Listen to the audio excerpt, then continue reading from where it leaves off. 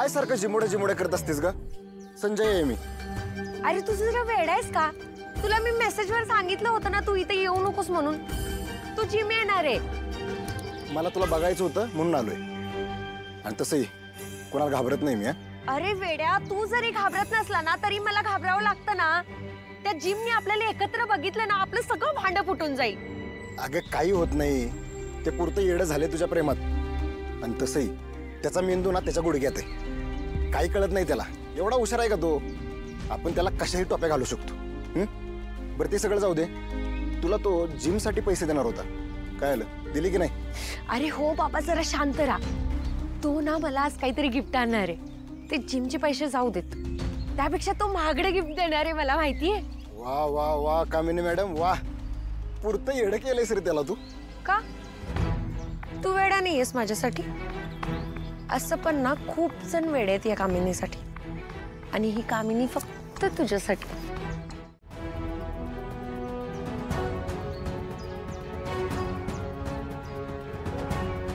अरे जिम, बरं झालं आलास. अरे मी तुझीच वाट बघत होते.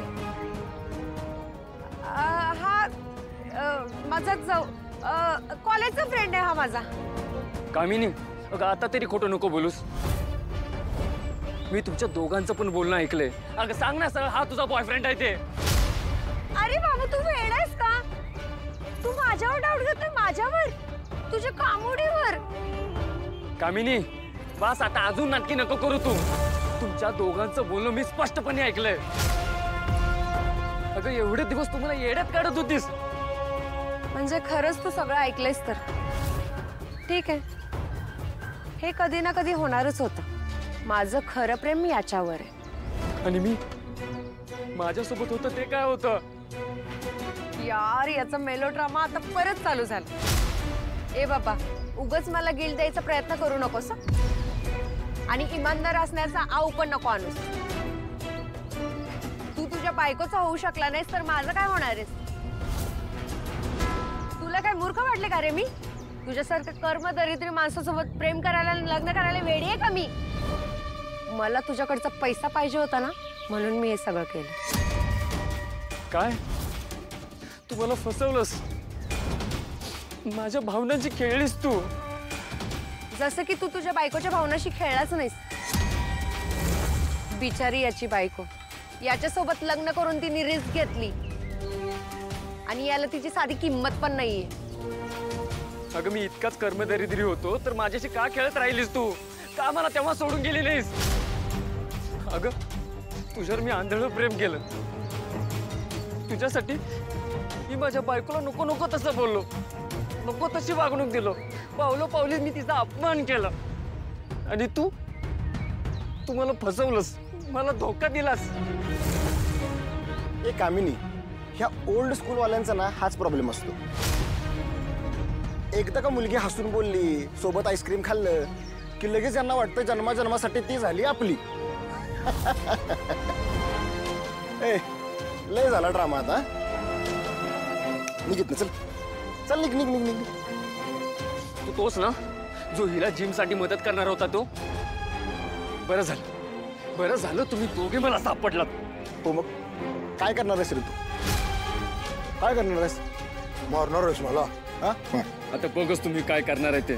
तुझ्या तर ए लांबो. सूर्यकांतराव, अहो तुम्ही खरंच देव माणूस आहे.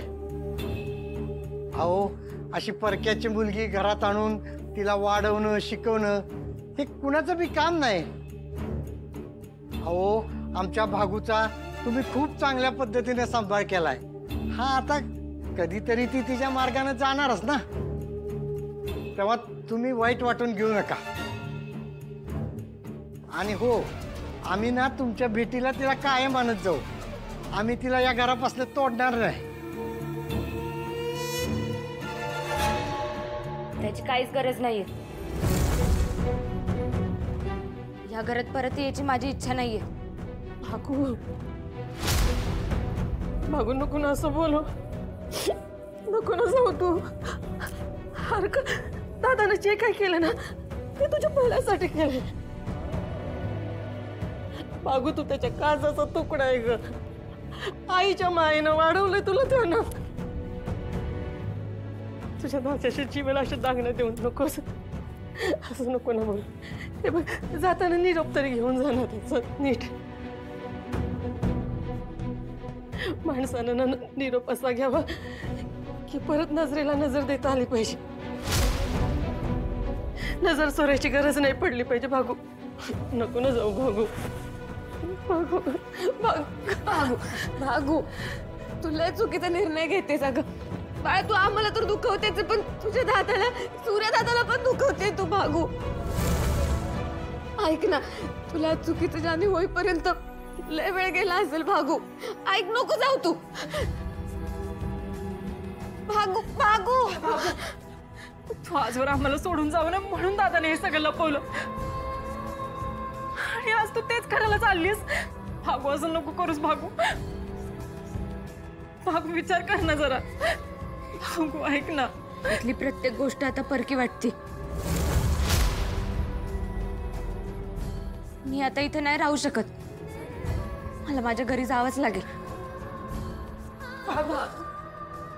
पोरींनो, तुमचं एकमेकींविषयी प्रेम बघून खरंच वाईट वाटतंय आम्हाला. लहानपणापासून एकत्र वाढलात, एकमेकांविषयी काळजी घेतली असेल. भागू बाळा, भेटून घे सगळ्यांना. अगं गडबड करू नकोस.